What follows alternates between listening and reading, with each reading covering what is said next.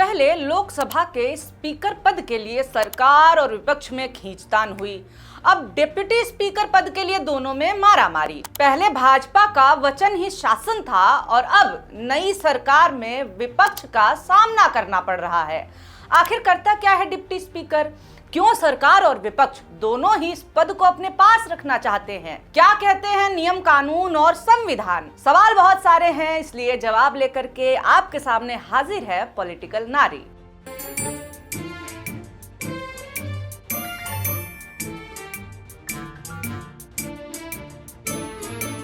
नमस्कार, मेरा नाम है निवेदिता शांडिल्य और आप देख रहे हैं पॉलिटिक्स। संसद के पहले सत्र में लोकसभा अध्यक्ष का चुनाव होना था। विपक्ष ने सरकार से कहा कि हम आपके उम्मीदवार का समर्थन करेंगे, मगर आपको लोकसभा उपाध्यक्ष का पद विपक्ष को देना होगा। सरकार नहीं मानी, जिसके बाद से विपक्ष ने के सुरेश को एनडीए के ओम बिरला के सामने लोकसभा के अध्यक्ष यानी स्पीकर पद के उम्मीदवार के तौर पे खड़ा कर दिया। खैर, संख्या बल एनडीए के पास होने के कारण ओम बिरला लोकसभा के स्पीकर चुन लिए जाते हैं। एनडीए के पास 543 में से 293 वोट हैं। वहीं इंडिया ब्लॉक के पास 236 सदस्य हैं और इसे कुछ छोटे संगठनों और निर्दलियों का समर्थन भी मिला है। देश के इतिहास में ऐसा केवल 3 बार हुआ है कि लोकसभा के स्पीकर पद के लिए चुनाव हुआ हो।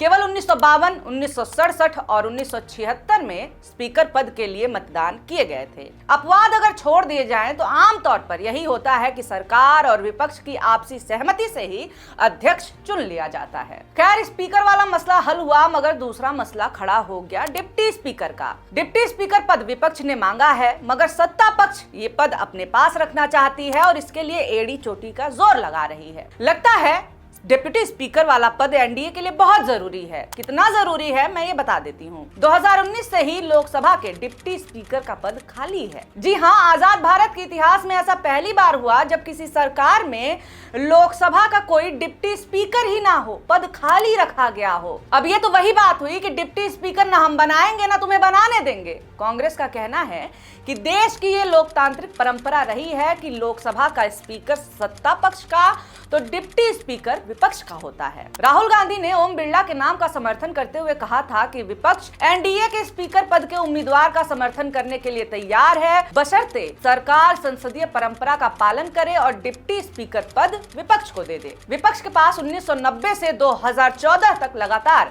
डिप्टी स्पीकर का पद रहा है। अब विपक्ष के इस दावे के बीच ये जानना जरूरी हो जाता है कि क्या ऐसे नियम है क्या कोई कि डिप्टी स्पीकर विपक्ष का ही बनाया जाएगा? कोई कानून है? आखिर किस परंपरा की बात कर रहे हैं राहुल गांधी और पूरा विपक्ष? विपक्ष के इस दावे का खंडन भाजपा कर रही है। भाजपा का कहना है कि कांग्रेस ने कभी भी विपक्ष को स्पीकर या डिप्टी स्पीकर का पद नहीं दिया था। शहजाद पूनावाला ने कहा है कि राहुल गांधी कह रहे हैं कि ये परंपरा है, डिप्टी स्पीकर विपक्ष से होना चाहिए और स्पीकर को समर्थन देने के लिए ये उनकी पहली शर्त थी। ऐसी शर्त शर्मनाक है। उन्होंने सवाल उठाया कि क्या उनका परिवार इस परंपरा का पालन करता था जिसकी वो बात कर रहे हैं। पूनावाला ने उदाहरण देते हुए कहा कि जवाहरलाल नेहरू ने प्रधानमंत्री रहते हुए एमए अयंगर, हुकुम सिंह और एसवी कृष्णमूर्ति राव को डिप्टी स्पीकर बनाया था। अगर कांग्रेस ने कभी विपक्षी नेताओं को डिप्टी स्पीकर बनाया ही नहीं तो ये परंपरा शुरू किसने की? इस सवाल के जवाब से ही भाजपा प्रवक्ता का झूठ पकड़ा जाता है।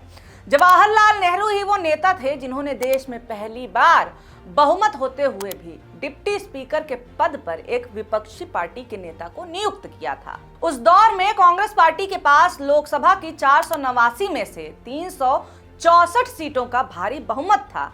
साफ था कि स्पीकर या डिप्टी स्पीकर के चुनाव में कांग्रेस की ही चलनी थी।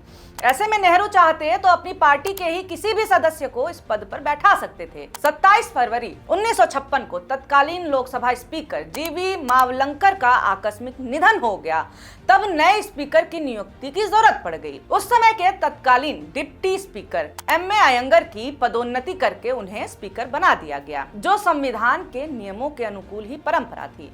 लेकिन इससे डिप्टी स्पीकर का पद खाली हो गया, जिसके लिए चुनाव नियमों के तहत होना था। साफ है, ऐसे में बहुमत वाले दल की पसंद का ही सांसद होना था। लेकिन नेहरू ने ही यह परंपरा स्थापित करने का काम किया कि इस पद पर विपक्षी सदस्य नियुक्त हो। हुकुम सिंह के नाम का प्रस्ताव खुद नेहरू ने ही दिया था। हुकुम सिंह शिरोमणि अकाली दल के सांसद थे। शिरोमणि अकाली दल को तब विपक्षी दल के तौर पर देखा जाता था। मजेदार बात यह है कि हुकुम सिंह तब नेहरू के जबरदस्त आलोचक हुआ करते थे। हुकुम सिंह ने यहाँ तक कहा था कि पंडित नेहरू कम से कम कहें तो उग्र हिंदू राष्ट्रवाद के अगुआ हैं, जो राष्ट्रवाद की बात करते हैं, एक तानाशाह हैं जो लोकतंत्र की प्रशंसा करते हैं, और एक गोबलिनवादी झूठे हैं। इन सारी बातों के बावजूद, इस पूरे विरोध के बावजूद नेहरू ने उन्हें डिप्टी स्पीकर बनाया था। जब हुकुम सिंह विपक्षी दल के नेता थे तो आखिर उन्हें पूनावाला और भाजपा कांग्रेसी क्यों कह रहे हैं? इसीलिए मैं कहती हूं कि खाली विकिपीडिया के भरोसे नहीं रहना चाहिए और थोड़ी सी रिसर्च कर लेनी चाहिए। हुकुम सिंह एक कांग्रेसी नेता थे, मगर 1956 के बाद 1956 में जब उन्हें पहली बार डिप्टी स्पीकर बनाया गया था, तब वो शिरोमणि अकाली दल में थे, जो कि विपक्ष में था। 1957 में हुकुम सिंह कांग्रेस के नेता बने थे, और यही कारण है कि भाजपा इस समय कंफ्यूज होकर के उन्हें कांग्रेसी नेता कह रहे हैं। विपक्ष के नेता को डिप्टी स्पीकर बनाए जाने की परंपरा कांग्रेस ने आखिरी बार 2009 में अपनी सरकार बनने तक निभाई। 2004 जब यूपीए सत्ता में थी और प्रधानमंत्री थे मनमोहन सिंह, तब भी डिप्टी स्पीकर का पद विपक्ष को दिया गया था।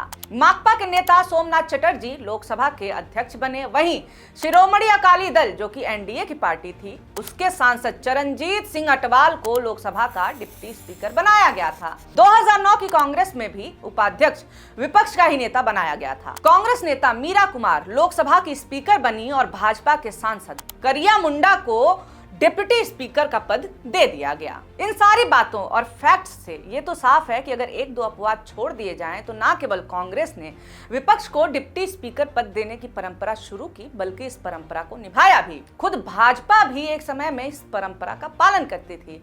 1999 में जब अटल बिहारी वाजपेयी प्रधानमंत्री बने, तब भी डिप्टी स्पीकर का पद विपक्ष को ही दिया गया था। उस दौरान लक्षद्वीप के कांग्रेसी सांसद पदनाथ मोहम्मद सईद को डिप्टी स्पीकर बनाया गया था। संविधान के अनुसार ऐसा कोई कानून नहीं है कि डिप्टी स्पीकर विपक्ष का ही बनाया जाना चाहिए।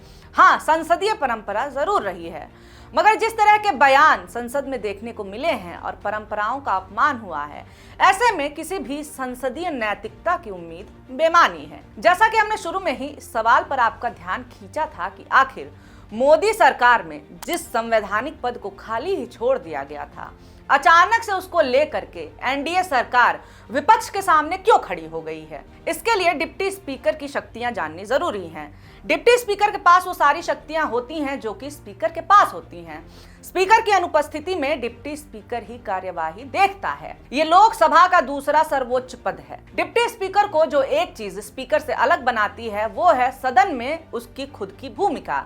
स्पीकर सदन में हो रही चर्चा में बतौर भागीदार शामिल नहीं हो सकता, पर जब स्पीकर सदन चला रहा हो तब डिप्टी स्पीकर न सिर्फ सदन में हो रही चर्चा में हिस्सा ले सकता है, बल्कि वो अपने विचार भी सदन में रख सकता है। एक तरफ पहले की तरह ही अपना स्पीकर और डिप्टी स्पीकर रख करके एनडीए सरकार ये संदेश देना चाहती है कि हम अभी भी कमजोर नहीं हुए हैं, और वहीं दूसरी तरफ विपक्ष भी मजबूती दिखाते हुए ये संदेश दे रहा है कि किसी भी एक पार्टी या एक व्यक्ति की मनमानी से इस देश में संसद नहीं चलने वाली है। ऐसा नहीं है कि डिप्टी स्पीकर का पद ना होने से विपक्ष को कुछ नुकसान हो जाएगा, मगर अपने हक की मांग करके इस समय विपक्ष ये संदेश जरूर दे रहा है कि ये पुरानी मोदी सरकार नहीं है, जहां विपक्ष के अस्तित्व को नकारते हुए सरकार अपने फैसले ले लेगी। पहले स्पीकर पद के लिए फाइट और फिर डिप्टी स्पीकर पद के लिए।